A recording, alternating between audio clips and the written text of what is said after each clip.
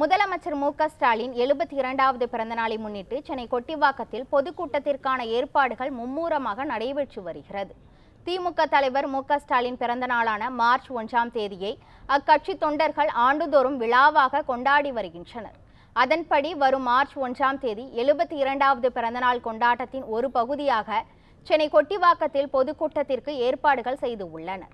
இதில் திராவிடர் கழக தலைவர் வீரமணி, தமிழ்நாடு காங்கிரஸ் கமிட்டி தலைவர் செல்வ பெருந்தகை, மதிமுக பொதுச் செயலாளர் வைகோ, மார்க்சிஸ்ட் கம்யூனிஸ்ட் கட்சி மாநில செயலாளர் சண்முகம், இந்திய கம்யூனிஸ்ட் கட்சி மாநில செயலாளர் முத்தரசன், இந்திய யூனியன் முஸ்லிம் லீக் தலைவர் காதர் மொய்ஹுதீன், விடுதலை சிறுத்தை கட்சி தலைவர் திருமாவளவன், மக்கள் நீதி மய்ய தலைவர் கமல்ஹாசன் உள்ளிட்ட கூட்டணி கட்சி தலைவர்கள் கலந்து கொண்டு உரையாற்ற உள்ளனர்.